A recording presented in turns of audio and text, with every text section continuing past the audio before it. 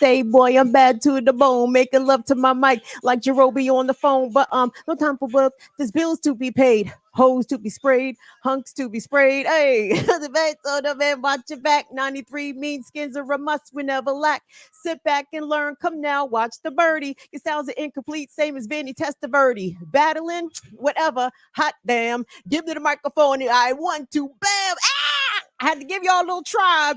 Had to give y'all a little Fife Diggy dog to get us set off right here on the Tuesday edition. I'll burn it down with Kim Brown.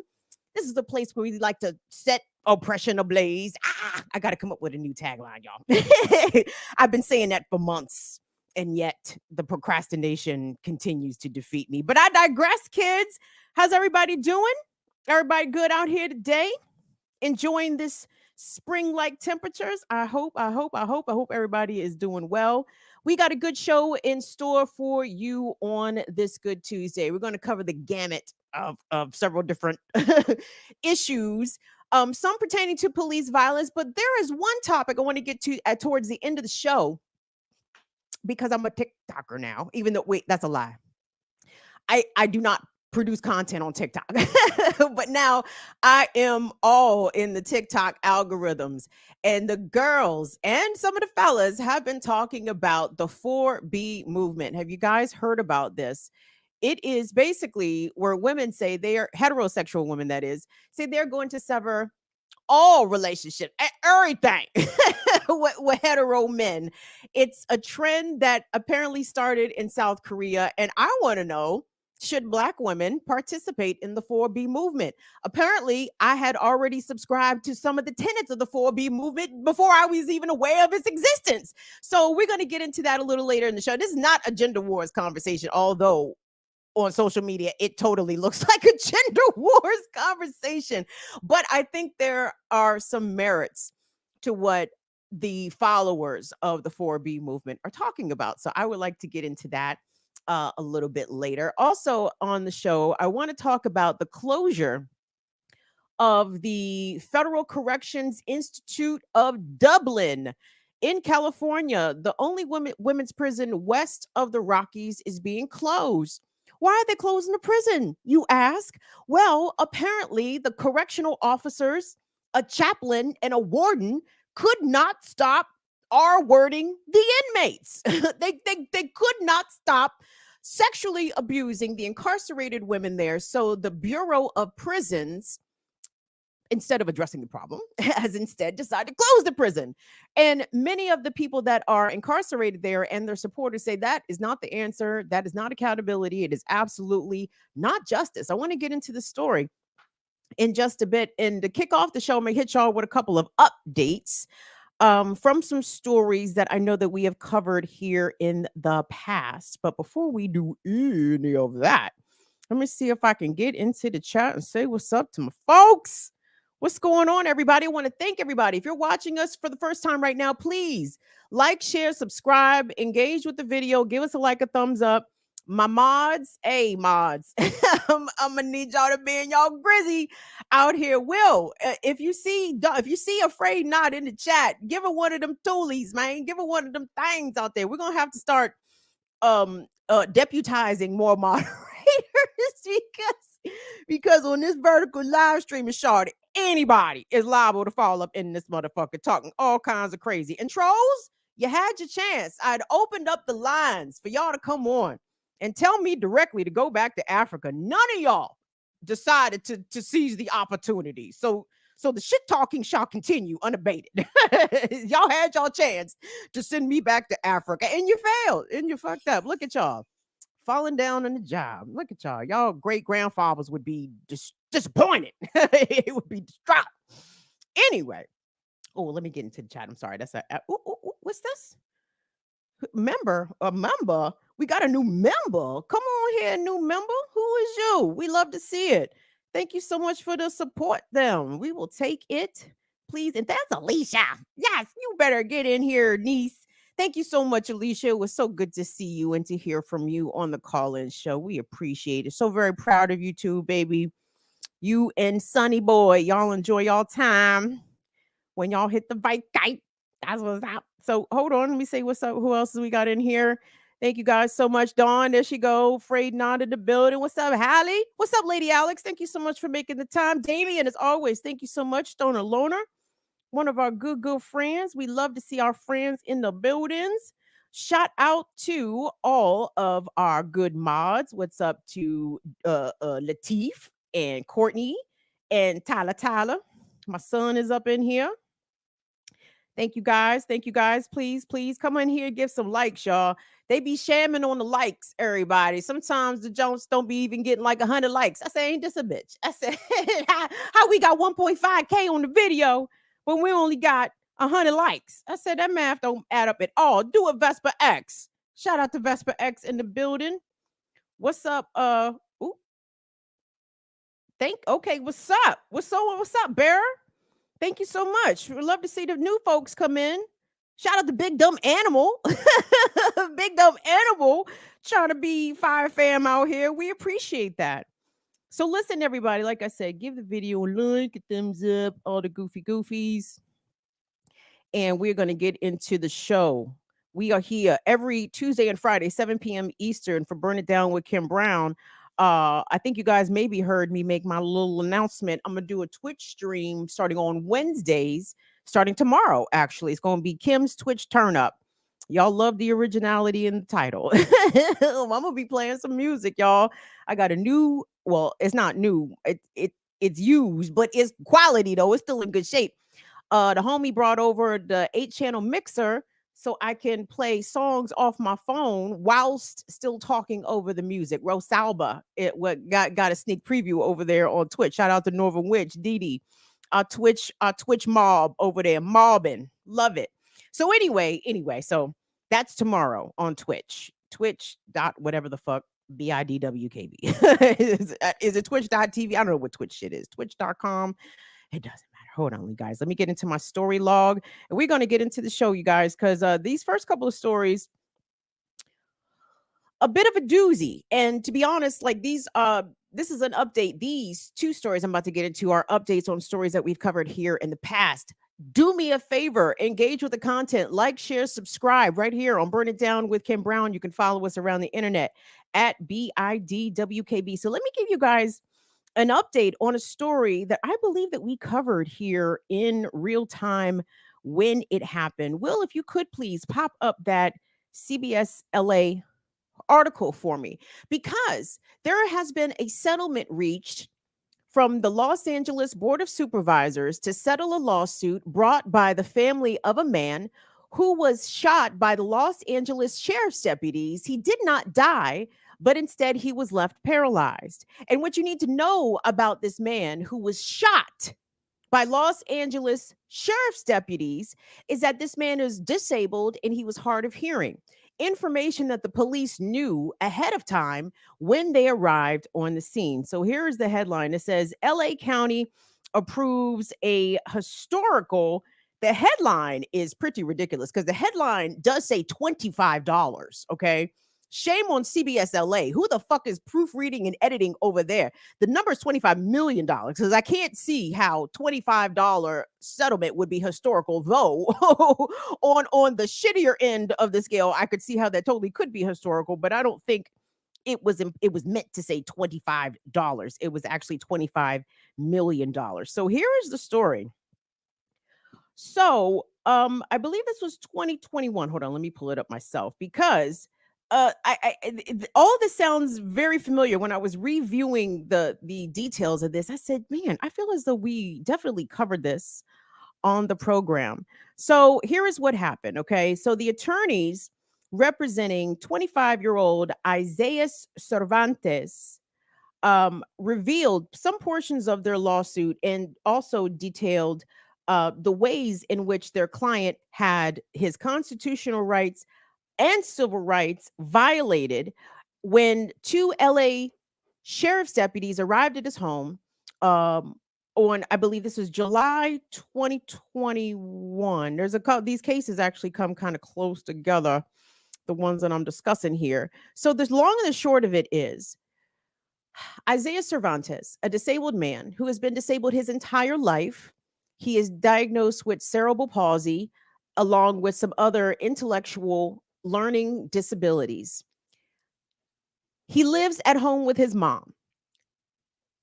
His sister called cops and specifically requested a mental health crisis team or a mental health crisis worker. Specifically requested this on 911, but the reason she called 911, as it was relayed in the police report, is because Mr. Cervantes was allegedly pushing family members and being disruptive. So his sister calls 911, makes them aware of these details. Hey, my brother's over here acting a little out, but he's hard of hearing, which means he's deaf, and at least partially deaf, and he is disabled. When the police arrive, they are greeted by Mr. Cervantes' mother and by a neighbor. Everyone is apprised of the situation.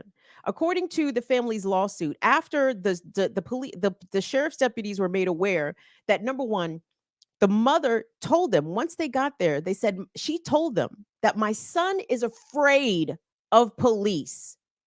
He is afraid of police. He's afraid that the police are going to harm him. And according to the family's lawsuits, one of the deputies became a little agitated or seemingly more aggressive upon receiving this information. So the two deputies go to the door and they tell Mr. Cervantes to come outside. He refuses. They go inside and immediately attempt to detain him, trying to put handcuffs on him. Mr. Cervantes resists. During the scuffle, the body cams of the sheriff's deputies, two of them, there's two on the scene. Both of the body cams fall to the floor. Okay. They were rolling, but they fall on the ground. One of the deputies is heard saying, he's trying to get my gun. He's trying to get my gun. The other deputy responds, does he have your gun? And seconds after that, you hear a single shot. And that single shot was Mr. Cervantes being shot in the back by one of these deputies. Okay. He was shot in the back by one of these deputies. Okay. That gunshot, according to his attorney, traveled through his lungs and through his spine. Isaias Cervantes is lucky to be alive today, but that gunshot injury sustained by police, by Mr. Cervantes, left him paralyzed. He was already physically disabled. So the LA state's attorney, the LA County state's attorney, decided not to file any charges against these two sheriff's deputies. They are still very much on the job, as far as I can tell. And the prosecutor's office said that the deputies acted within reason and that they did not commit any criminal offenses. But as you see, the family sued and has now been conditionally awarded a $25 million settlement. And I want to be clear here, everybody. I'm going to keep bringing these stories up about police harming people who have requested their help because it is an epidemic. It is a horrible feature of a fucked up system that in a country where we don't have access, universal access to healthcare, which includes mental health care, instead we have police doing the work of social workers or mental health professionals, and they are not equipped to do that. Okay. See, they carry guns and tasers and methods of harm. The police themselves don't have anything on them that will actually help someone that is experiencing a mental health crisis. And I was really so perched to really attempt to finger wag the family. How could you guys call the police? Because that's our whole thing here, right? That's part of whatever limited form of political education that we can give with my limited abilities. You know what I'm saying? But I ain't wrong in this shit. Stop calling the fucking police on people experiencing mental health crisis, period. But I can't even get mad at Isaias Cervantes' family because they did the best they could by trying to provide as much information in advance about the condition of their loved one, that he was deaf. We have seen disabled people, deaf and hard of hearing people specifically, be murdered and brutalized by police because they are not able to respond to verbal commands because they're deaf. And that's not no fault of them for being deaf. It is the piss poor way in which this public safety apparatus we have is ill-equipped to respond to folks of varying abilities. Okay? There's actually no fucking reason why every single fucking cop, with all the multi-thousands of dollars of equipment that they carry and the multi-million dollars, billion dollars worth of training that they have, why the fuck aren't these cops at least versed in basic American Sign Language? Doesn't make any fucking sense. Now, whether or not that would have had an impact in this specific case with Isaias Cervantes, I don't think so. But as a rule, oh, no. You need to be prepared to deal with the public. And there are members of the public that are deaf and they communicate differently. And you as a public servant need to be prepared to deal and communicate with these folks every instance in which you encounter them. Okay. So there's that. The fact that these public safety servants are piss poorly equipped to deal with all members of the public. There's that. Okay. But the family of Isaias Cervantes told 911 operators and told the deputies when they arrived on the scene that he was disabled and he was hard of hearing and he was fearful of the police.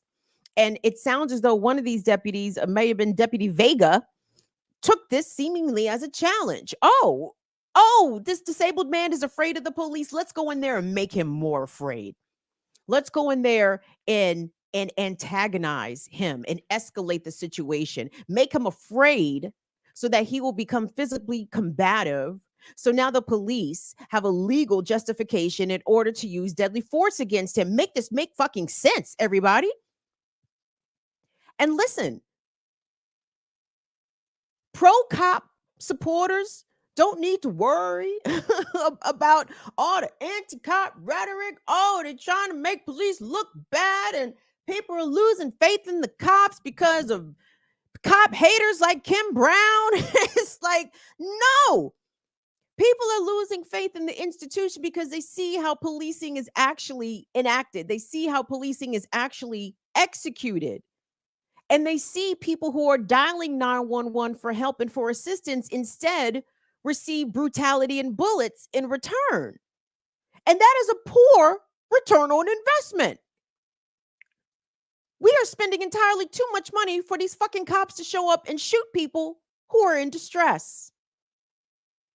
But I suppose the remedy now is that the victims' families can now seek monetary compensation, and that's supposed to make it all better. That's supposed to resolve the situation.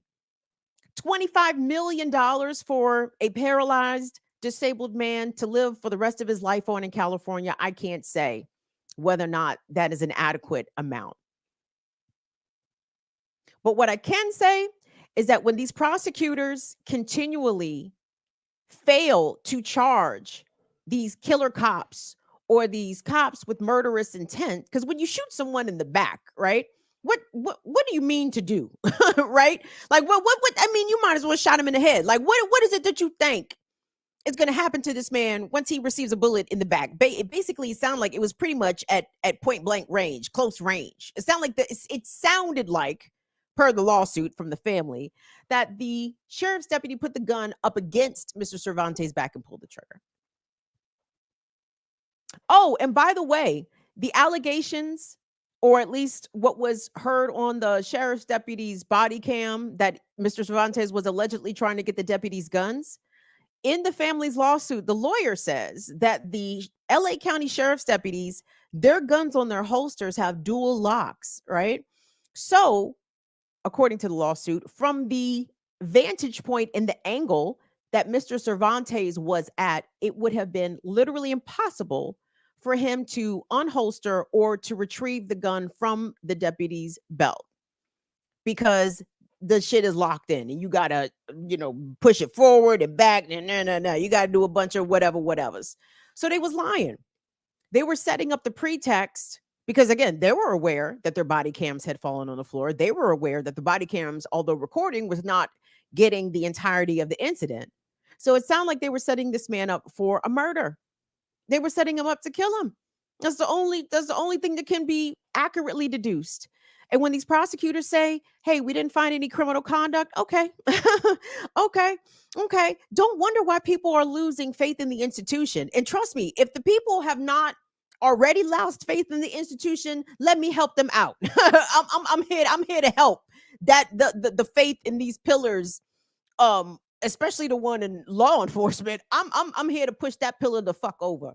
Okay, because these cops get too much unearned respect in the community that a majority of them do not deserve. And some would say, well, Kim, most of the cops are good. Yeah, but they don't check the bad fucking cops. So they sound like bad cops to me also.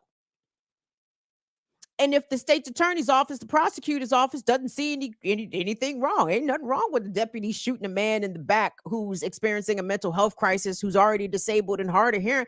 We don't see nothing wrong with that. Okay, motherfucker. Well, we see plenty wrong with you. We see lots wrong with you. And any attempts to discredit, besmirch officials who take that line in public, I'm gonna do that each and every single time. So I want to say thank God that Isaias Cervantes was able to survive this deadly encounter with Los Angeles sheriff's deputies, because as you guys know from this program, lots of people do not survive encounters with Los Angeles sheriff's deputies. They don't. And I'm so glad that he did, but I'm so sorry that it left him further physically debilitated. And these are statistics. Tragically, guys, I know for a fact that the federal government, even some of these state governments, do not keep good numbers on. They do not keep good numbers on how many people are murdered by police in the form of being shot, or people who die in custody whilst in jail or in the penitentiary. Don't keep numbers on that. We don't keep numbers on how many people are maimed, left disabled, disfigured by encounters with police.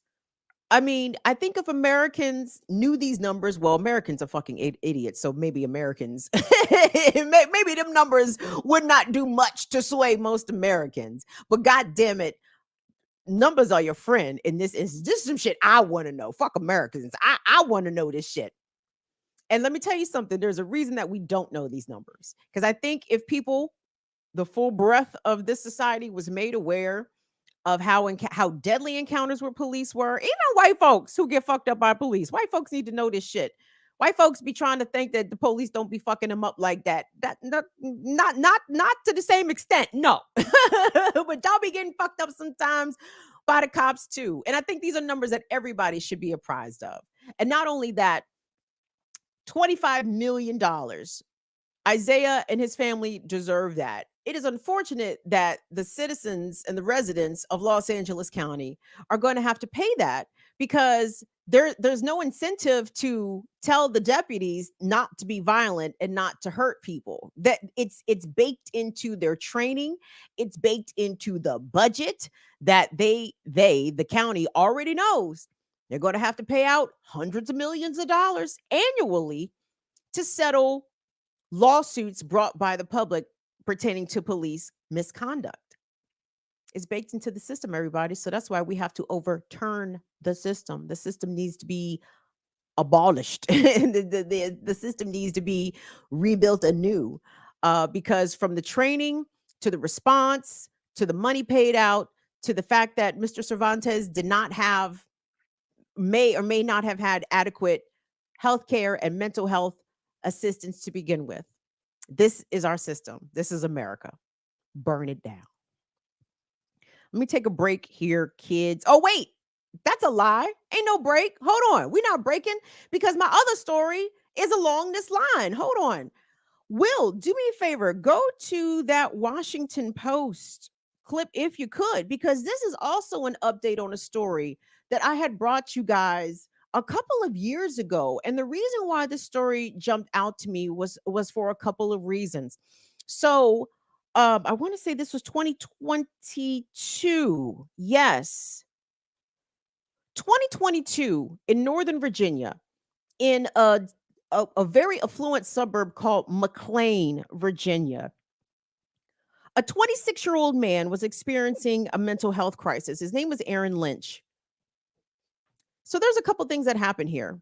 And this is a content warning because Mr. Lynch did end up passing away as a result of his encounter with police. And it was announced this week that no charges will be filed against the officers who were there when Mr. Lynch was shot by them.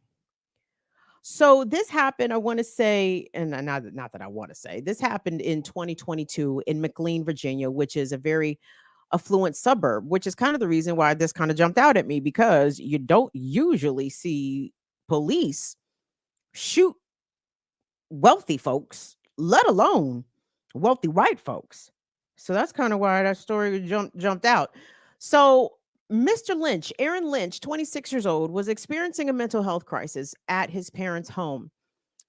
Fairfax County police were called to the house by a family friend who said, and this is according to the Washington Post, who said that Aaron Lynch was throwing things around, that he was having a mental health crisis and he was throwing things around.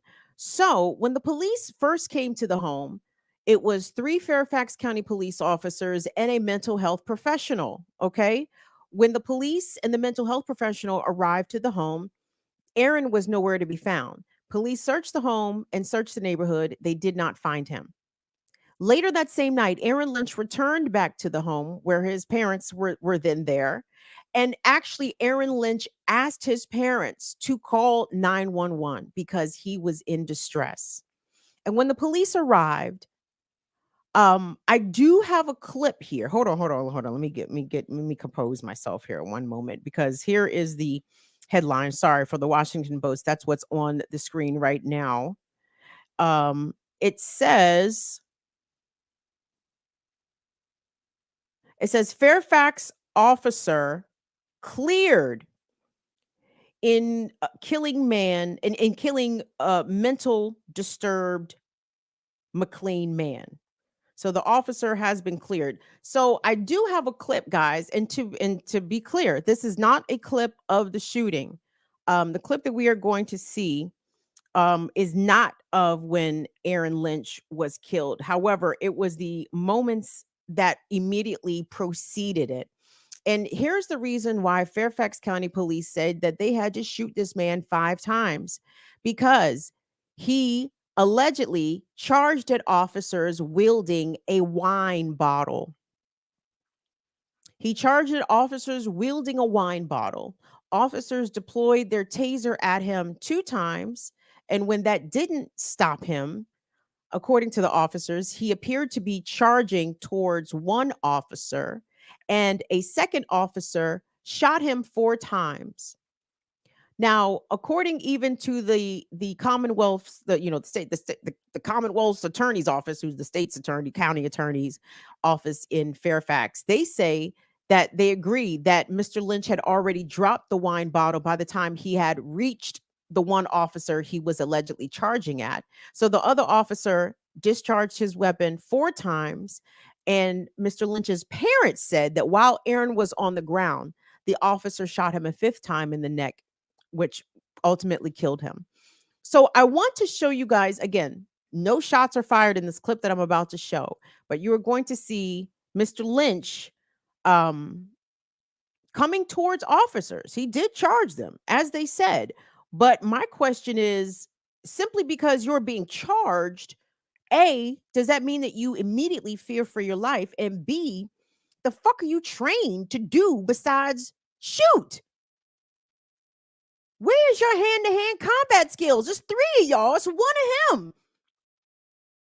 So anyway, do me a favor, Will. Let's go ahead and run that clip. It's a very short clip, and again, guys, there's no shots fired or anything like that. But I want to get y'all's opinion based off what you're about to see would a reasonable person assume I got to put 5 bullets in this person? So let's take a look. But it's okay. You're not in trouble. Lynch threw the mask at an officer and began to swing the bottle in a striking motion.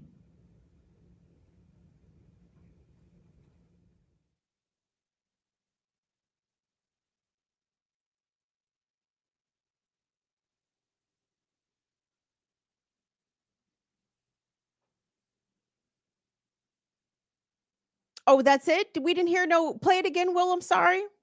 Cuz I thought it was like some Whoa. yeah, some glass crashing. Yeah, run that back. I'm sorry. Yeah, start that again so we can hear the glass. Yeah.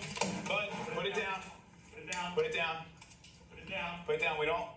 It's okay. Can you put it down, please? Aaron, you're all right. 320 off over channel. But it's okay. You're not in trouble. No. Lynch threw the mask at an officer and began to swing the bottle in a striking motion. Yes. Okay. So that's the video, the body cam video slowed down as released by Fairfax County police, I suppose, to sort of justify the actions of their police officers. Again, this is how they responded in the home of a man who they knew was having a mental health crisis. In fact, the officer who shot Aaron Lynch had been there the first time when the first 911 call came and they weren't able to find him. That same cop had already been there. So he knew that he was potentially dealing with someone who was mentally disturbed. And I just don't like, and I am very troubled by the policies that protect police when it comes to use of force. The whole purpose of use of force, not the whole purpose, but the justifications for officers using deadly force against residents is whether is the officer's state of mind. Does the officer reasonably believe that they are in great bodily harm or in danger of being killed, or is their fellow officer also in great bodily harm and in danger of being killed? I would argue one man wielding a bottle versus 3 cops does not a deadly threat make. Well, he could have stabbed that jagged bottle into the cop's throat and cut his jugular. He could have stabbed him in the nuts. He could have stabbed his own fucking self. He could have did a lot of shit. But there was a lot of options there besides 5 bullets. And Aaron Lynch's parents released a statement. They detailed their tremendous disappointment with the lack of criminal charges against these Fairfax County officers for murdering their son in their home. And the interesting part about the mental health professional being sent out the first time that 911 was called, ideally, that's, I think, what we would want to happen. But what the society and what the conversation cannot fail to overstate is that police themselves, their presence is an irritant. It is a reason. It's beyond an irritant. People are outright fearful of the police, and with great justifiable reasons why they should be afraid. And having an officer, especially a uniformed officer, an armed uniformed officer, show up to a situation where someone is experiencing a mental health crisis does nothing but further antagonize and potentially escalate the situation. So why the fuck is it cops are sent out to deal with people who are in crisis? Well, the people could be dangerous. You don't know. Well, it seems to me that the cops are more dangerous to the person experiencing a mental health crisis than the distressed person is to the police. We have to defund the fucking cops, everybody. I am so tired of covering these stories. And to be clear, I covered these stories when they happened in the moment. These stories happened in 2021, 2022, respectively. I covered them when they happened, and we're still covering them. Similar stories, right? And I'm certain Aaron Lynch's parents are probably going to file a civil lawsuit. They are probably going to get some money, I would imagine, but they live in McLean, Virginia. When I looked up the neighborhood, because I'm like, McLean, like I'm telling you, I hear about police shootings all over the DMV. You never hear about no shooting, no fucking McLean. And I looked up that neighborhood, everybody, all the houses, $1 million and better, $1.3 million house. That house might have almost been a $2 million house right there. And this is what I need white folks to understand. Like everything that this criminal injustice system does to black and brown people, they're just waiting. they're gonna roll it out on you too. And you think they won't? Check it out. So if this country, if this society tolerates police murders, unjustified police murders of innocent black and brown people, well, y'all better get ready, because the cops be a little belligerent. Have something in your hands, right? Make these pussy cops fear for their life, right? Just because somebody's running at them all of a sudden. I was afraid for my life. You fucking soft as scrotum skin ass bastard. I'll tell you a quick story. One of my good friends, one of their family members is former police, right? And this former police officer used to say, they were police in the 90s. They said that they never had to fire their gun. They was cops for over a decade, never fired their gun. But he said he used to whoop a lot of ass. You know what I'm saying? He said that he would be very quick to knuckle up with people on the streets. Now, I don't know if that equates to brutality. It probably did. You know what I'm saying?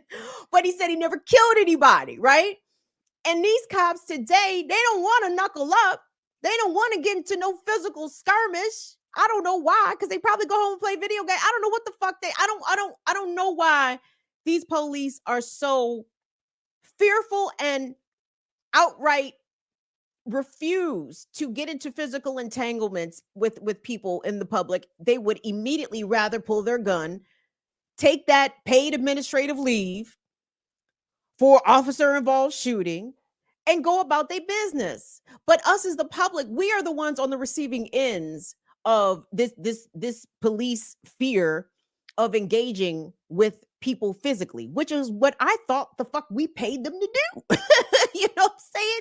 Yeah, you might have to go put hands on somebody. I would absolutely rather that the cops put hands on somebody than put bullets in somebody, right? And unfortunately, these are the sort of what's the word I'm trying to say? Fuck. These are the sort of things that we have to concede. These are the concessions that must be made if we're still doing police under capitalism, right? Can y'all please stop shooting and maybe just beat like y'all used to? I mean, shit. Anyway, so I want to just remind you guys that yet another cop is going to walk free for murdering a person experiencing a mental health crisis, this time in affluent and very white McLean, Virginia. And just a reminder to white folks that the cops don't give a fuck about y'all neither. As soon as y'all kids start having a mental health crisis and start acting out and start doing this, start doing that, they're going to open fire on your kids too. So what y'all ready to do about it? Okay, now we take a break.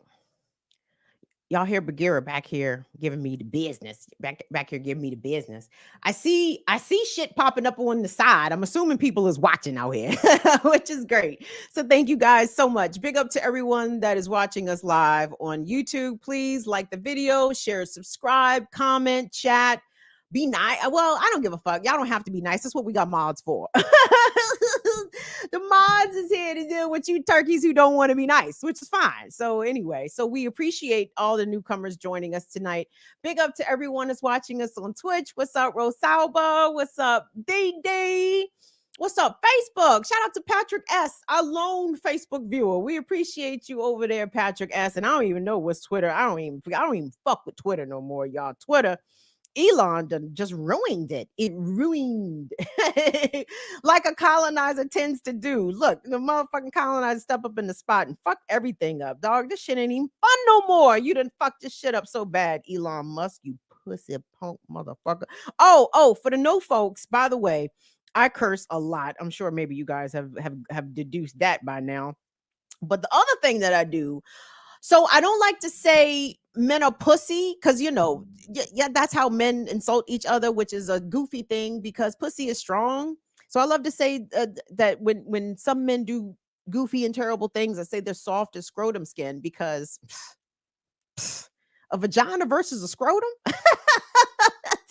That's not a fair fight. The vagina is going to punish that scrotum every time. So yeah. So anyway, so y'all might be perhaps a little jarred by malingo, but let me, I'm saying we just got to get y'all up on the vocab. That's it. And y'all get used to it. So thank you all so much. I appreciate you being here. What's up, Yippa? Come through, Yippin' Nan Nan. What's up, KJ Sakuna? Thank you guys so much for coming through. I appreciate that. So yeah. Okay, let me get on to my next joint here. What time is it? I only got 20% of my phone. I don't know how this is gonna go. Okay, we got a little time. Okay. What was the other thing I wanted to say? Oh, let me say this real quick. Can I say a very strong rest in peace to Organized Noise founder, member, Rico Wade, one of the original producers of Outkast, and he passed away just days ago at the age of 52 years old, guys. And we had just lost Mr. C last week at age 57. And I was like, oh, well, let me get my affairs in order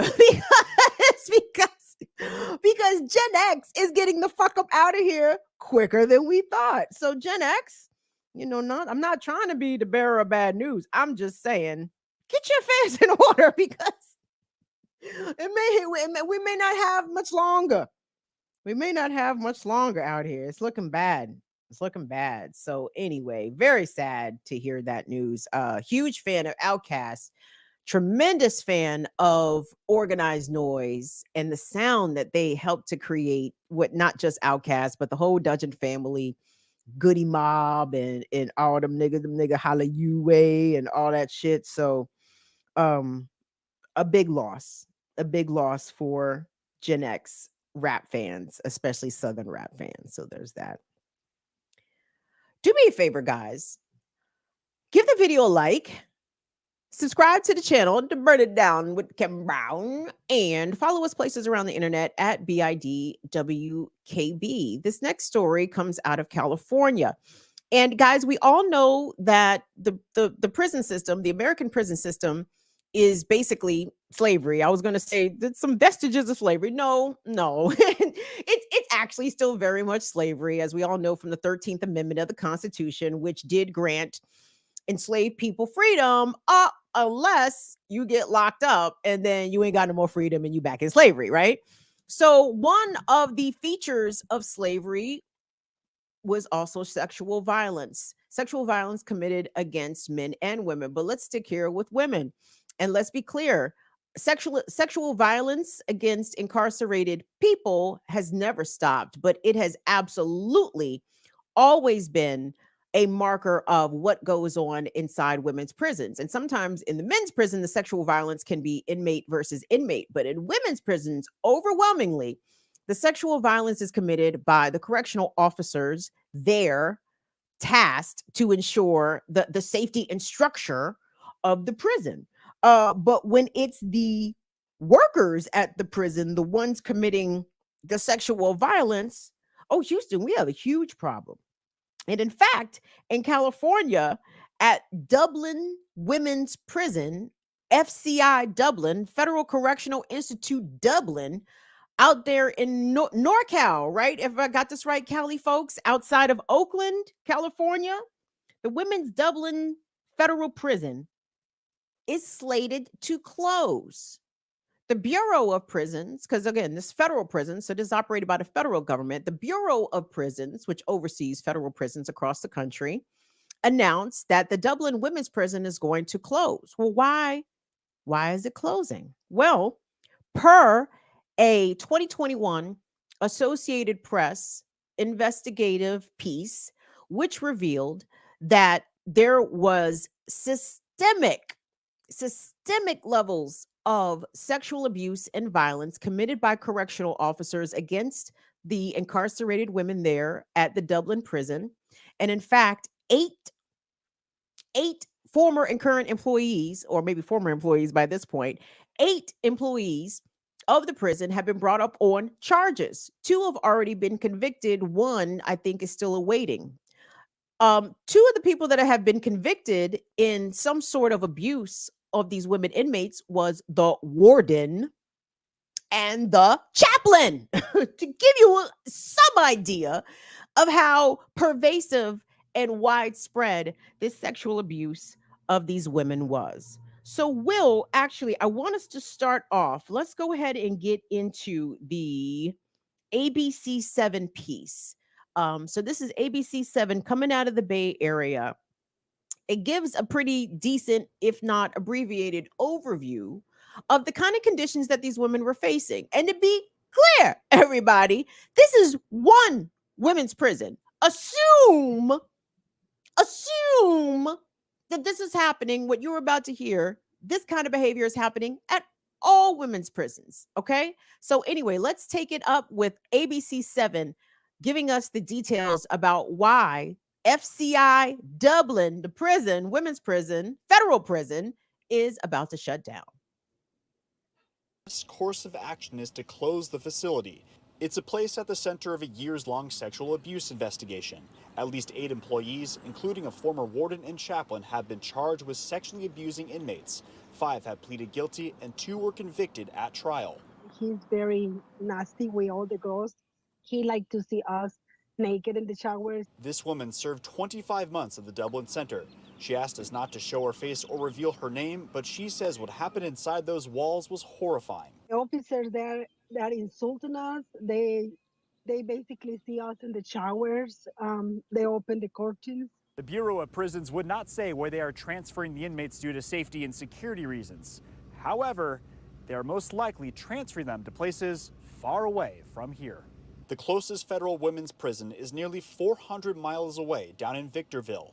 Another former inmate says the transferring process can be brutal. They put those women in shackles on their wrists, on their ankles, put them in buses for days and days to try to transfer them across the country, sometimes months. Emily Shapiro with the California Coalition for Women Prisoners says the closure is concerning. A federal judge recently decided a special master will oversee operations in Dublin. Now the center is closing. Shapiro says the inmates will go to locations that won't have a special master. This kind of abrupt closure really feels like a total evasion of accountability to survivors, incarcerated people, and advocates. She is calling on the federal government to investigate the entire Bureau of Prisons. In Dublin, Ryan Curry, ABC 7 News. Incredible, everybody. And I would actually like to give, Will, if you could cue up that TikTok for me, please, because I found the video of a woman who apparently has been posting about the conditions inside of Dublin Federal Prison for some time. She was incarcerated there. She is not there any longer. But she kind of gives us some more details and a little bit more context about what the closing of this prison means, particularly for women. Again, you heard in the piece there, the nearest women's prison is hundreds of miles away. All these women, it's 600 incarcerated people at Dublin prison now. All 600 of them are not getting sent to the next nearest women's prison. They're going to be sent all over the fucking country. And what does that mean for their families, people that are trying to come see them, come visit them? It means they're not going to be able to. And ultimately, why? I'll let the why be explained by this radical white sister who's about to start dropping some kernels on us. But she's going to tell you why all these women are further being made to suffer because of the actions of the correctional officers there at Dublin. Let's take a look. Where I served 2 years of a 5-year sentence, were so incapable of stopping to SA the women in their custody that the entire prison is closing. So far, 8 employees of the Bureau of Prisons, including the warden, the chaplain, and 6 COs, have been indicted, and yet I know that there are even more. The Lieutenant Putnam, who threatened to send me to the hole for publicly talking about the conditions within the prison, called me a year ago because he watched one of my TikToks and was now tasked with doing internal investigations. The same people who participated in the cover-up of what they called Grape Club for years were then tasked with investigating themselves. The former director of the Oregon Department of Corrections, Colette Peters, took over the Bureau of Prisons under the Biden administration. The culture is so rotten to the core. When you talk to women who did time there in the 90s, they say that nothing has changed, to the fact that they are actually closing this prison. And the problem is there are very few women's prisons. So now these West Coasters and Mexican women from Tijuana and Mexicali are going to be sent thousands of miles from home and never be able to get a visit because they can't stop raping people.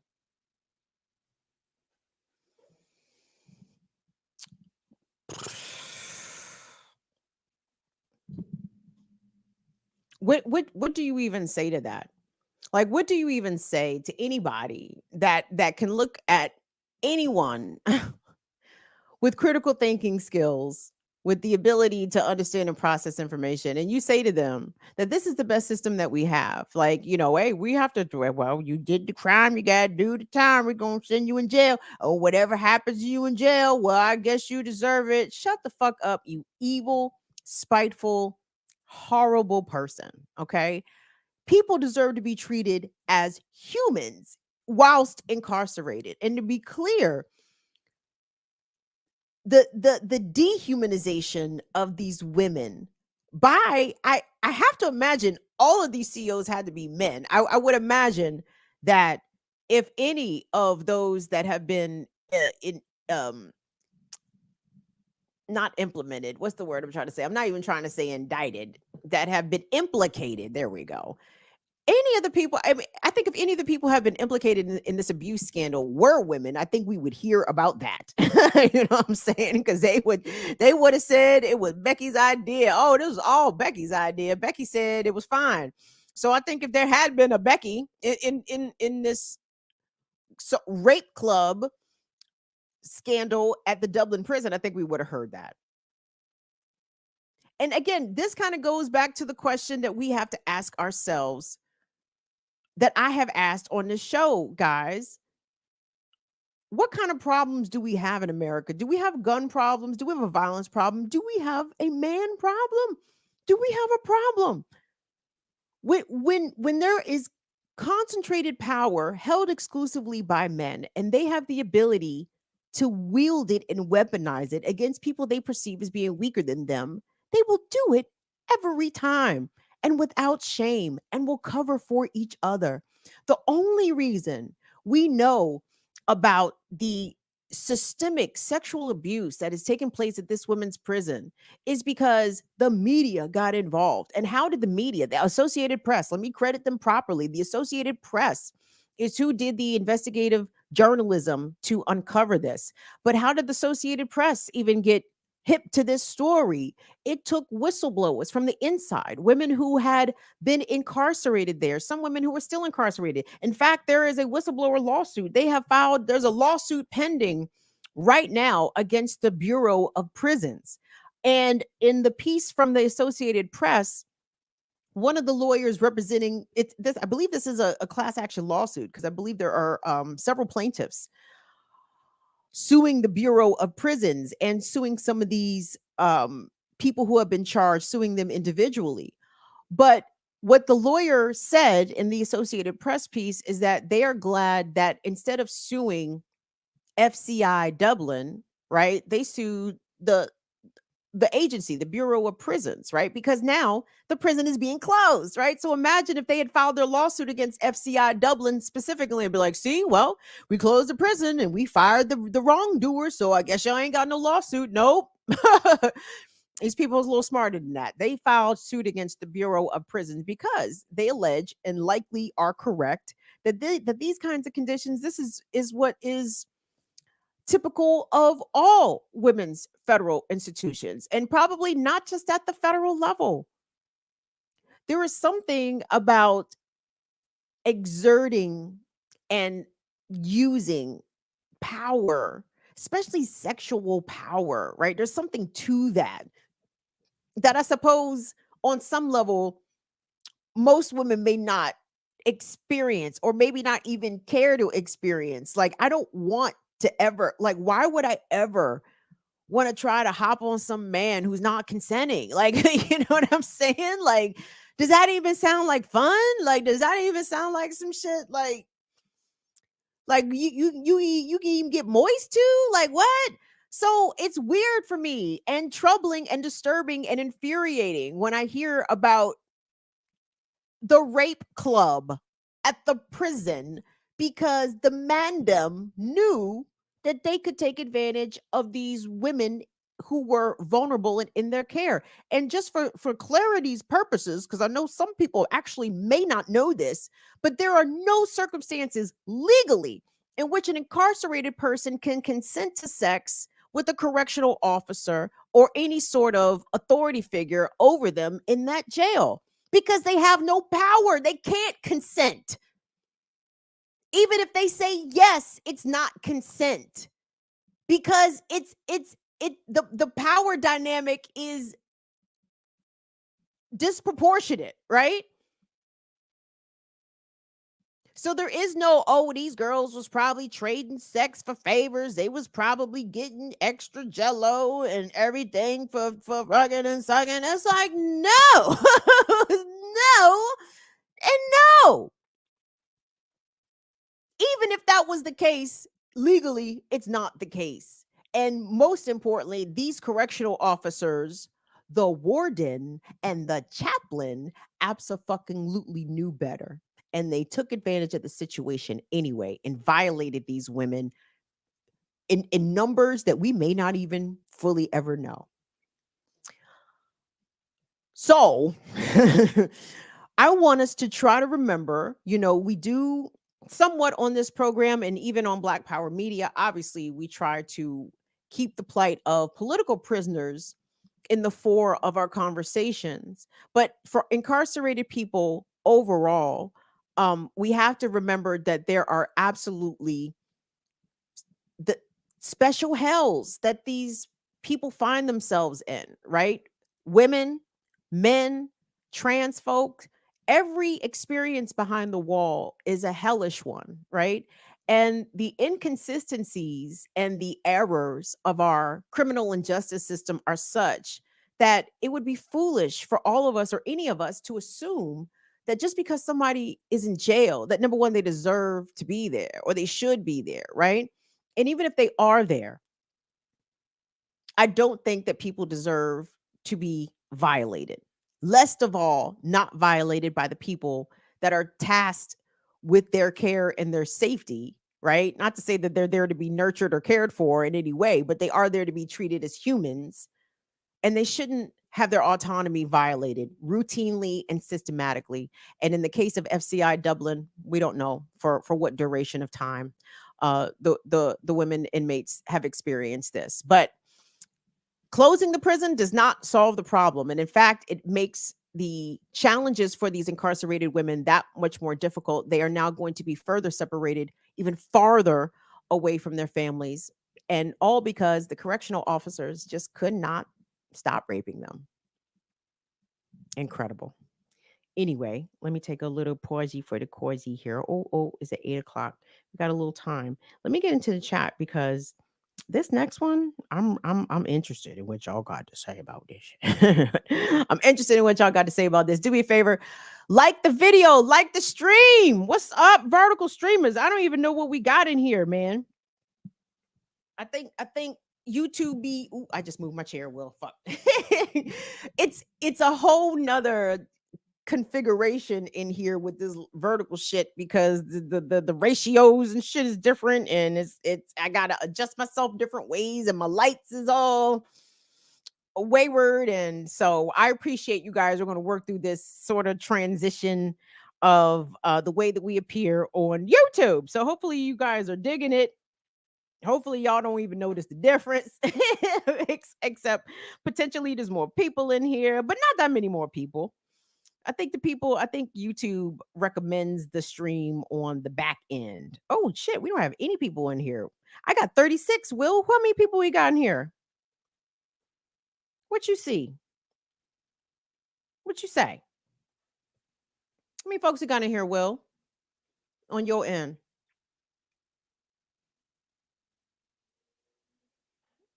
I know Will got to turn his TV down so he don't have to hear me. We'll be listening. He be doing the show with the TV on and shit, so he don't have to listen to me and shit. 131 on my end. You said what? 131. No, really? Yeah, that's what's on Well, how come the collective stream right now. Oh, okay. Well, what we got on YouTube? Because YouTube is a lying ass hoe now. That hoe will lie. It's a lying ass bitch right here. It only say 45 right here. Okay, why? But I got the same, it's on through the app. Well, who in the hell is watching other places? Now I'm really confused. I was just on Twitter. It was people on Twitter. Oh shit. It was like 70 something on Twitter. What's up, Twitter? What y'all niggas up to and shit? Okay. All right. Well, I'll take it. How you feel? We still looking good over here? Looking good, sounding good, smelling good? Yep. All right. Thank you, Will. That's Will, everybody. Y'all say what's up to Will. Y'all throw up the fist and emojis in the chat for Will. Will's a righteous brother out here.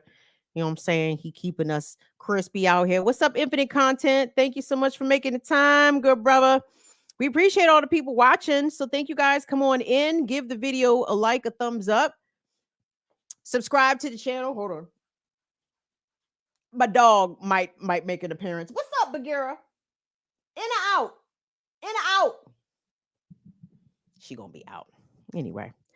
Thank you to Latif. What's going on to Courtney? Thank you so much to Tyler, my son. Is Tyler in here? I didn't see Tyler. So yeah. So thank you guys. So have you guys heard of the 4B movement? Like the video, subscribe to the channel, follow at BIDWKB around the internet, different places. It's Burn It Down with Kim Brown. So the 4B movement is something that is taking over conversation spaces, especially on TikTok. So let me see if let me explain. Too much. Let me sum up. Humperdinck and Buttercup is No. So here's what happened. Apparently, in 2019, a consortium of feminists from South Korea decided to create a movement called the 4B movement. Now, the B's for the number, it's 4 B's as in the letter B. And all of these B's are South Korean phrases and words that I stand zero chance of pronouncing correctly. But to sum up, the 4B movement is about heterosexual women refusing and stopping dating heterosexual men, stop trying to marry heterosexual men, stop trying to have kids with heterosexual men, and I think just overall, like just tap out of of heterosexual relationships with hetero men, okay? Now, some of the evidence that is being used to say that this movement has had some success is that the people on TikTok are pointing to the fact that South Korea has a very, very low birth rate, actually among the lowest in the world. And there have been a number of headlines that I saw clipped on TikTok that appear to show stories reporting on the absence of first graders and kindergartners in South Korean elementary schools, right? And a lot of people are drawing a direct correlation to the launch of the 4B movement and drawing a straight line to the absence of 5-year-olds in South Korea because the movement launched 4-ish years ago, right? So the question is now spread as to whether or not this movement is one that could take off in the United States or in the West, and is something that, are women going to start adhering to this? And let me be clear. So part of the crux of the 4B movement is to decenter men in women's lives, okay? As I understand it, the 4B movement is not asking anything of men at all. It's not asking men to step up to the plate. It's not asking men to be better. It's not asking men to work on themselves. No. From what I understand it, as I understand it, the 4B movement is a declaration of women saying that they will no longer, I guess, subject themselves to the trash of the dating world, right? And trying and saying that, hey, if I have to be alone, then I will be alone. If I'm not gonna marry and I'm not gonna have kids, then these are things that I am okay with and I am accepting because I am tired of the treatment that I received from hetero men. And again, I listened to a TikTok space and it was all younger women. And how do I know that? How do you know they were younger women, Kim? Well, because they were saying stuff like smexual. Like the way the kids talk now, this shit is hilarious. Like, we're talking about smexuality. I'm like, smexuality? Like, why don't y'all just say, even in one of the clips we just saw there, they said the grape club. I'm like, well, I understand that, no one wants to say RAPE, and that's fine, but it's just, why call it the grape? The grape? Okay, I'm sorry. I got off topic. So anyway, back to the 4B movement. So as you can imagine, this has sparked tremendous conversation online, especially in TikTok. Like I'm all on the TikTok now. This shit is interesting. And the most of the negative response, I've seen negative responses primarily coming from Black men and white men.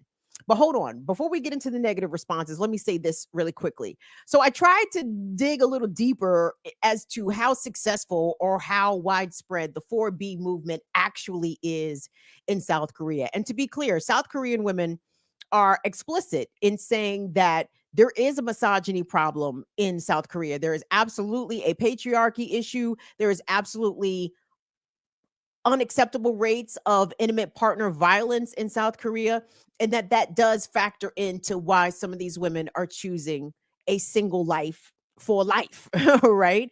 But I've also seen other perspectives and takes that, in fact, there are quite a lot of younger South Korean women who very much desire to be married, who very much desire to have children, and the lack of South Korean babies can also be attributed to the tremendous high cost of living, to the economic expectation that South Korean parents have.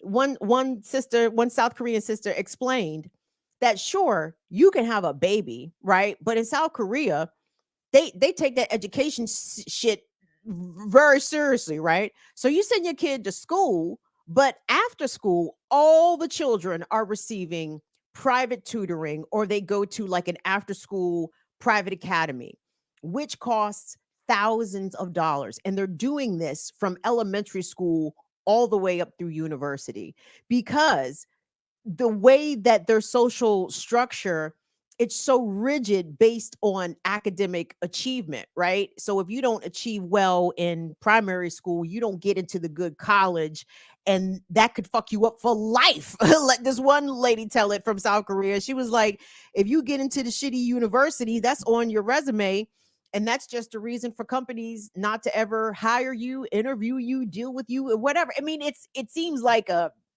tremendous domino effect. But that is another reason why people in South Korea say that the birth rate is so low, because it's the cost of living.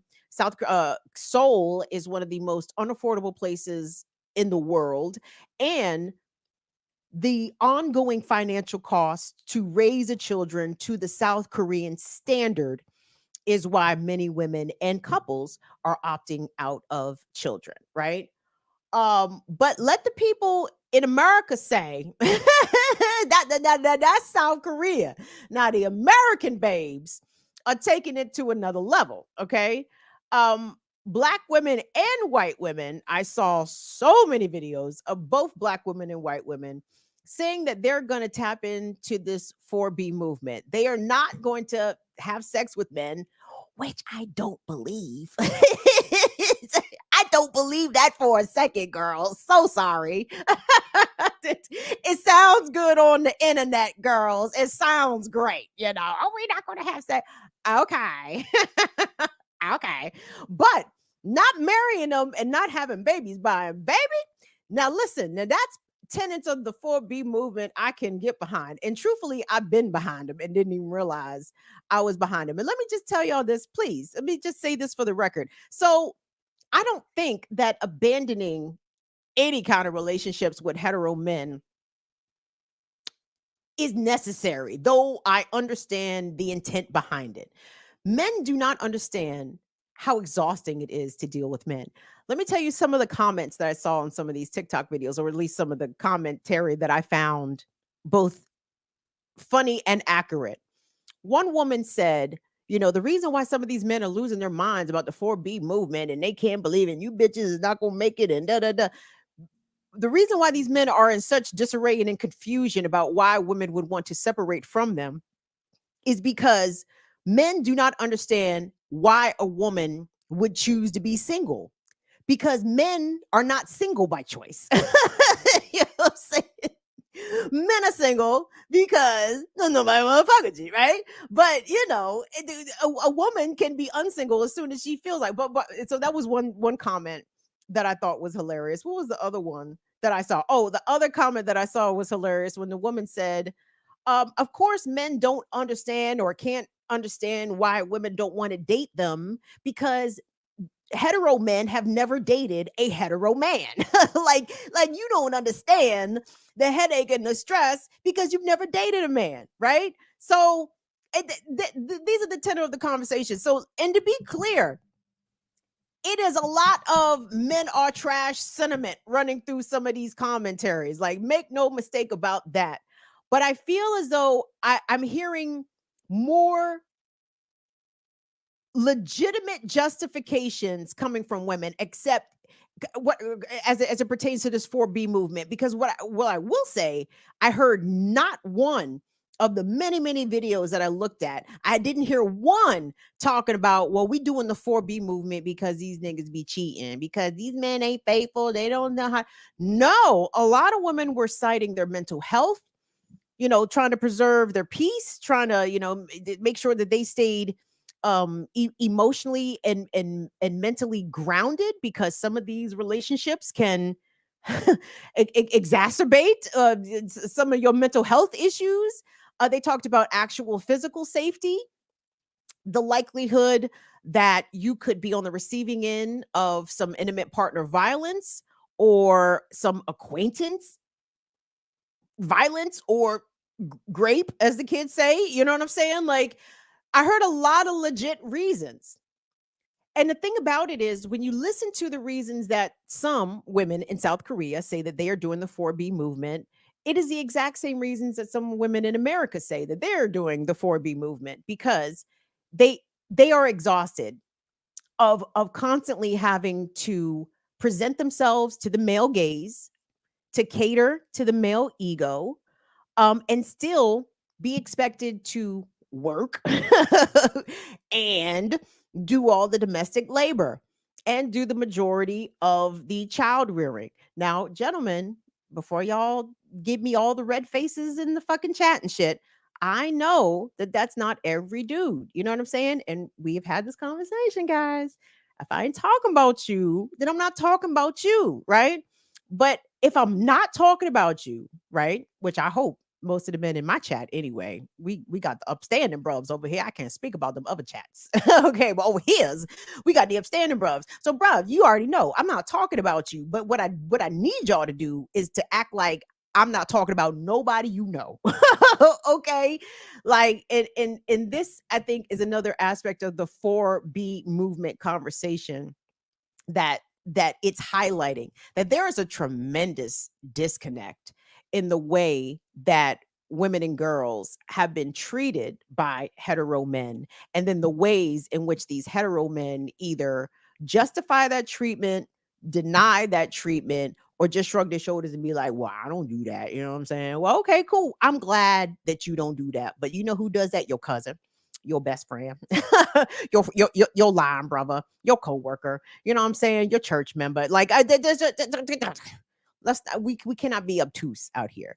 And it's very revelatory because again, here come all the sisters and again white sisters too. Here come the trauma stories, right? And it's like, how is it that most women, especially let's say, let me throw out an arbitrary age, let's say 30, okay? Even though I know the age is actually much younger, but let's just say 30.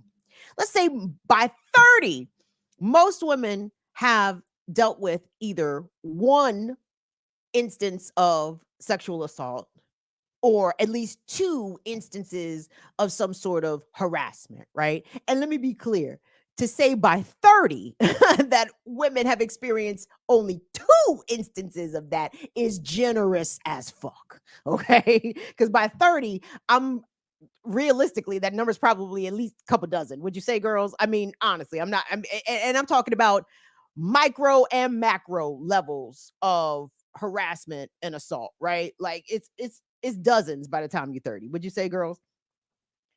And the fact that a lot of men, hetero men, are either unaware of this, they're not sensitive to it, or they either end up gaslighting the women. Well, why was you picking them dudes? You know what I'm saying? You picked the wrong nigga. That's your fault. You know what I'm saying? You should have known.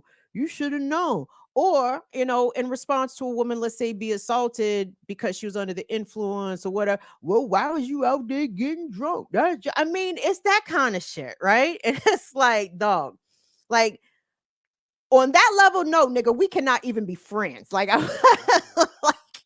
like when it comes to that shit, no, I see why the girlies don't even want to be friends with some of these niggas because of shit and rhetoric like that.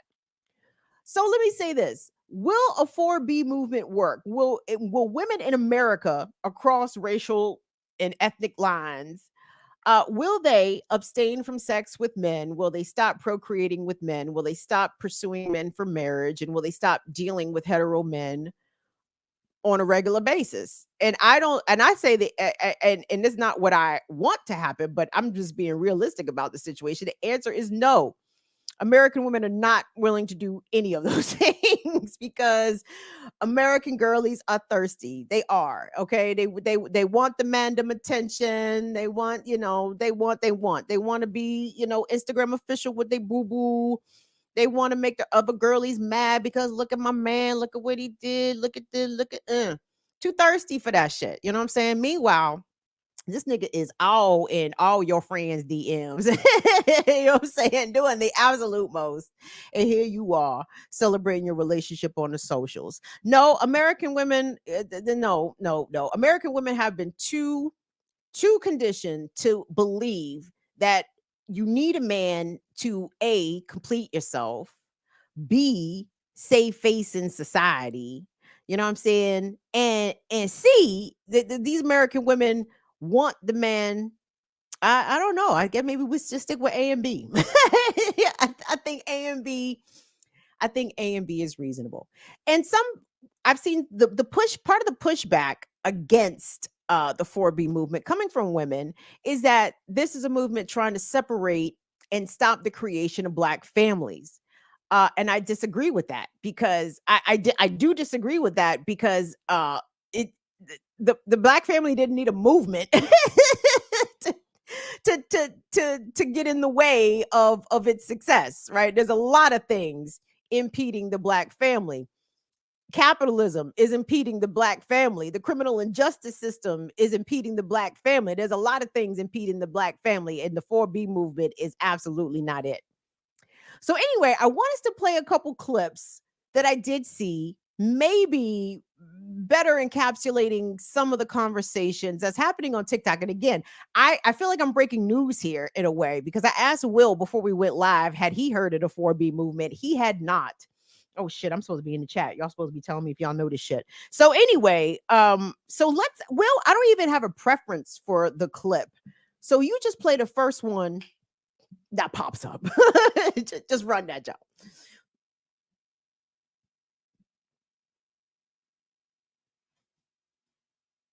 You choosing to leave men alone don't mean that you will be left alone. So if you don't want to get... If you have not watched his video, go watch his video. But this will be an unforeseen issue with the 4B movement once it becomes widespread in America. Patriarchy here has given men a sense of entitlement that is almost insane. One of the reasons we have not seen a rise in violence in the way that we could have is because there are women still giving losers coochie. The moment that women stop giving losers coochie, all hell is gonna break loose. And I am a part of the 4B movement, and I am prepared for what is yet to come. But I'm telling you, once women decide in mass numbers that they're not going to give losers coochie, there will be an increase in violence with these men against women. Women giving losers coochie is what's kind of keeping them at bay, and it still ain't been keeping them at bay enough. Mark my words. We will see an increase in violence. That is why I am urging women, get you a pum-pum, take defense classes to learn how to fight, learn how to protect yourself. Because the moment women stop giving them losers the buns, we gonna have to start putting them down like dogs. I hate that. I'm not for violence, but this is reality. So get prepared.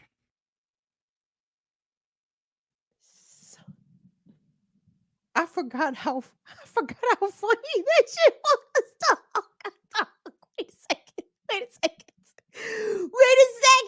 Wait a second. Hold on. Is my niece lying though? Where is the lie?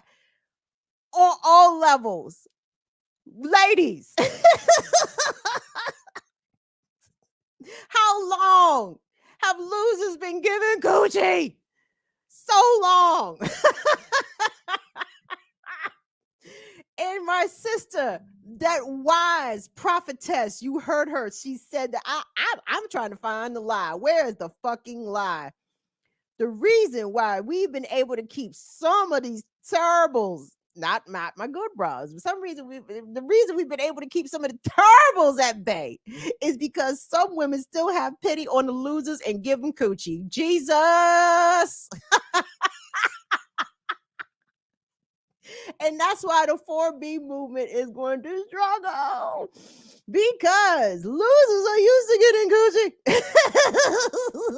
There's so many men out here getting undeserved ass. And then there's the ones that know they ain't getting no ass, and that's why they angry. Who shit? Damn, we have to run that back, Will. Hold on. Do it. Wait. Hold, we might run that one back. But hold on, Will. Do I have another? I got another Joan up there, right? I thought I had 2 4B videos. Maybe I. Why do you feel the need to be abusive to people that you're in a relationship with? And I'm assuming you love them. Oh. So why are you being abusive? Pause that. Run the whole. Yeah. Okay. So this is why I pulled this. So this is actually not a 4B video, but I think it does a brilliant job. Let me sit back. I think it does a brilliant job of trying to have a man. Okay, so let me set this up for you. This is part of a court proceeding. It seems like it's criminal court proceeding, and unfortunately, I didn't look at all the caption to figure out what the fuck was going on, but it's obviously a real situation. So anyway, so you have this black woman judge talking to a black male defendant who is before her for aggravated assault against his partner. Okay, and this woman, this judge, this feature of the system that I'm up here decrying, actually takes the time to try to ask this brother to try to get to the bottom of his feelings. You know what I'm saying? Like, you're trying to abuse your partner in public for why? Like, what is really going on here? And I saw this clip and it jumped out at me because so seldom, I don't think, and again, I'm speaking about black men here because I'm a black person, black woman. So whatever, the white folks, go correct your men accordingly. Okay. But our men, and men across the board, but black men especially, are not very good at expressing their emotions with their words. Okay. it starts from boyhood. You know what I'm saying? Boys are taught to respond in physical ways or in destructive ways, or oh, why is he tearing his stuff up? Oh, he's in there mad. Okay, well, let's not let him tear his stuff up. Let's help him try to figure out a better way to redirect these emotions of anger or frustration, of hurt feelings, right? And you seldom see that kind of compassion or a desire to try to get to the root of something in a court proceeding, right? And not to say that was even the appropriate place for it, but why the fuck not? Why not? He right there in front of her, let her ask him the questions and let him try to figure out, as she's planting seeds, asking him why he's acting the way he was towards his partner, being violent towards his partner. You see the man getting stuck. He can't even he don't have no fucking answers because he ain't never thought about the shit, because all he did was react, right? So anyway, unrelated, but somewhat related to the 4B, because part of the reason I think these women are trying to disconnect from men is because of their inability to display their emotions in a healthy way. And I think this helps to reveal part of that. So go ahead, Will. Let's run that clip.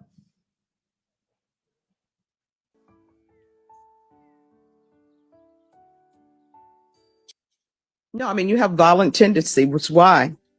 Why do you feel the need to be abusive to people that you're in a relationship with? And I'm assuming you love them. So why are you being abusive? I wasn't abusive. It just.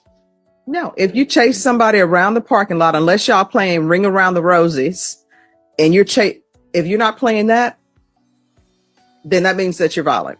And the poor guy who was taking people's blood and they're trying to relax and eat their cookies and give blood, he had to witness this. So don't come before me saying you don't have violent tendencies, because your history shows that you do. And this case is a violent case. That's why it's called aggravated assault with a deadly weapon. And honestly, aggravated assaults, you never see them where they say friendly aggravated assault with a deadly weapon. It's always violent, because that's why it's aggravated assault with a deadly weapon. So I'm trying to figure out, what is your problem? Why are you abusive to people you claim to love?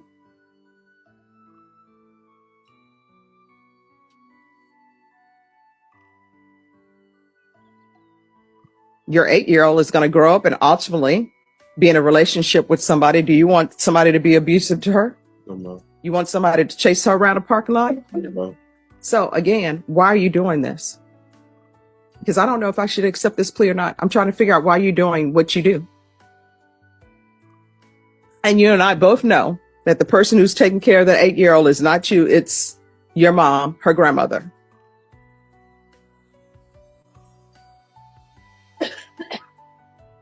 So why do you have anger issues?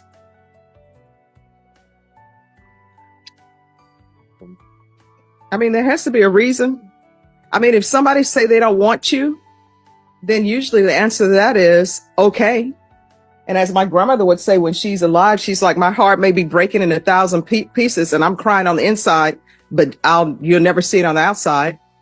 Or as Beyonce says in her song, there will not be a tear falling from this eye. So why can't you accept when people don't want you? Because I have a heart, y'all. Everybody has a heart, but caring heart. That doesn't make sense to me. That somebody breaks up with you, you have a caring heart, so you abuse them because they want to leave. Did you ever look internally and find out why maybe Miss Washington didn't want to be with you?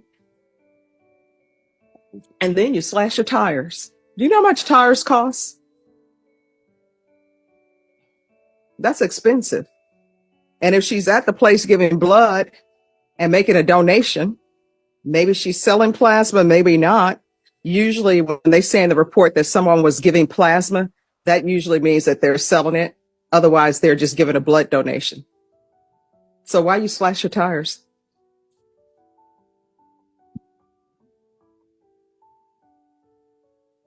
Because I paid for them, y'all. So is that a gift? Were those tires a gift? Are you being childish? Everything I bought you, I want, and I'm gonna tear it up? And I don't even know if you paid for those tires. But guess what? You chalk that up. Whenever you're in a relationship with somebody, and even with family, when you give them money, it's not a loan. If they pay you back, great. If they don't, you have to accept it.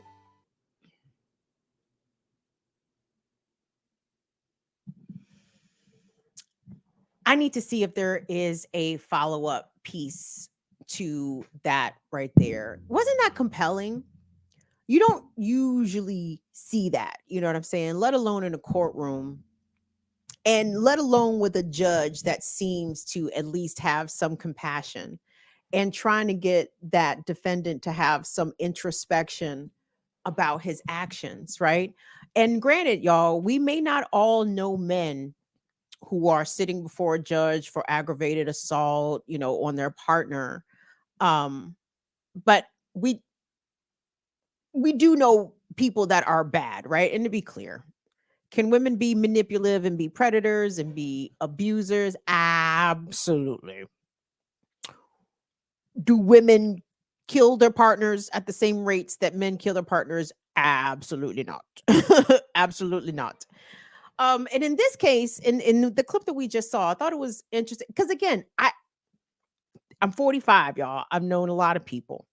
I know dudes that when they got broke up with, yes, they did go slash they baby mother's tires. Yes, they did go bust out her windows. Yes, they did stalk her new man or her homie friend because you fucking that man, you had a new around my baby and this shit, you know what I'm saying? Like and will lunch the fuck out, will show up at her job.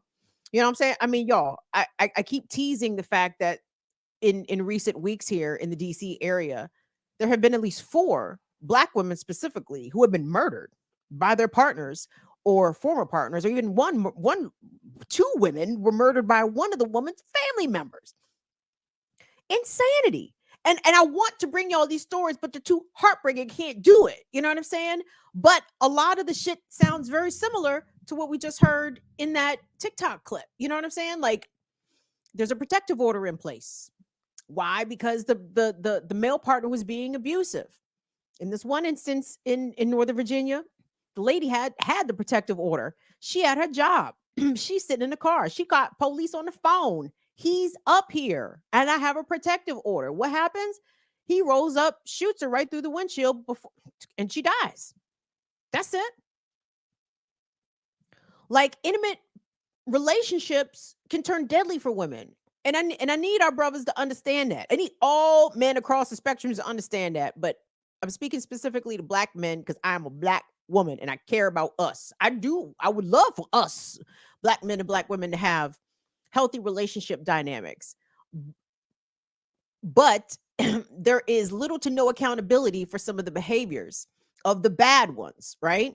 And even the good bruvs, you know, they just shrug their shoulders. Well, I guess Tony just gonna be Tony. You know how Tony get, you know what I'm saying? You know how Tony get what he drink. You know Tony don't like you talking to so-and-so. You know Tony don't like it when you hide your phone. You know what I'm saying? Like, even if you aren't that nigga, chances are you know one of them niggas. You know what I'm saying? And I need brothers to try to figure out, how do you correct these dudes? How do you get them together? You know what I mean? Because ultimately what this 4B movement is in response to men's behavior, but at the same time, it is absolutely asserting what women's actions will be going forward. It's not asking anything of the men. It's not asking men to get in their prayer closets. It's not asking men to go get college degrees or get your credit together or do all the shit that, you know, a lot of advice that women my age were given 10 and 15 years ago. Well, don't worry about it. You need to get yourself together. You need to get in the church. You need to get a godly man. You need to. And I feel so sorry for women my age who did all of those things. They tried. Oh my God. The women, the Gen X women. Oh my gosh. Some of my Gen X sisters absolutely did. They best pick me isms. Pick me, nigga. I got a master's degree. You know what I'm saying, nigga? Pick me. I got a house. Nigga, pick me. I'm 38 with no kids. Pick me. Pick me. And listen, and they still got the same shit. You still had to put your name down on the phone for that nigga. You still had to give him money so he could get caught up on his child support. You still had to do all that goofy shit. And what did this? You all these women work so hard to get themselves together. What did these niggas do? What did they do? What did they do? Not all of them, of course, gentlemen. Y'all know I'm not talking about all of y'all, but y'all know who I'm talking about, though. That's where I just want me and the good bruvs to get clear on, fellas. I may not be talking to you or about you, but I'm talking about somebody you know. And I might be talking about 5 to 10 somebodies that you know. You know what I'm saying? That has left women just throwing their hands up. Like, you know what? Fuck it. I ain't gonna have no kids. I ain't gonna get married. And to me speak here personally for a second, y'all. When did I give up on kids and marriage? I don't know. Probably in my 30s, but it wasn't because these niggas don't act right. I didn't give up. You niggas can act however the fuck y'all want to act, nigga. Go home. You can act however the fuck you want to act at your house, okay? Don't come over here with that bullshit. Don't come over here disturbing my peace. I have opted out of marriage, maybe for a similar reason, but because it's too close. We are not far enough in society, in civilization, for whence marriage was a property contract agreement between a woman's father and her would-be husband. Like, the woman went from being the father's property to the husband's property. And I need to be at least 1,000 years away from that kind of system before I could even contemplate voluntarily signing myself up to such a system. Oh, it's not like that now, Kim. The women got all the power. That's what you're saying. I don't believe it. Let the statistics show the married women out here checking out sooner than the married men. And the married women, when I say check out, I mean dying. Married women die earlier than married men and single women. And the people in our society who live the longest lives are unmarried women with no children. Hello. It's me. I'm unmarried woman with no children, and it's great. I wonder who's going to take care of me as an older person. Sure. But shit, even y'all with kids should wonder who's going to take care of you. Because ain't no guarantee. Like Chico DeBarge and Joe, baby. Nah. Whoa. Well, oh. No guarantee. See, I don't know nothing about that. That's cool. So anyway, I want to talk about the 4B movement more. Maybe we'll bring on some other voices to come and expound on this topic. But if you hear fellas have a very visceral reaction to this, I want you to take note of that. I want you to observe that, file that away in your mental Rolodex or whatever they call it now. Because any man that has an overreaction to women voluntarily wanting to separate herself or themselves away from male relationships, the tone that a man should have is one of understanding, not one of hyper defensiveness and, oh, you bitches is gonna fail. Okay. You know what I'm saying? Listen, don't worry about the 4B movement members, fellas. Trust me, the pick-me's are still gonna be out there in abundance. Like, fuck those uppity bitches. I'm right here. I will make your plate. There is plenty of pick-me bitches. The pick-me's ain't never going out of style, baby. They're gonna be right there. But it's always gonna be a man or men who hear women assert themselves and wanted to go their own way and will respond crudely, rudely, and badly. And I want y'all to just note who those men are when you hear such a reaction in them streets. Kids, let's call that a show. What's up, James? What's up, Dawn Hammond? You know what I'm saying? I love to see my brothers in here. Y'all don't understand how much I love that. Because do you know what that tells me? When I see Infinite, and I see Latif, and I see Yipper, and I see KJ Sakuna, I see Stoner Loner.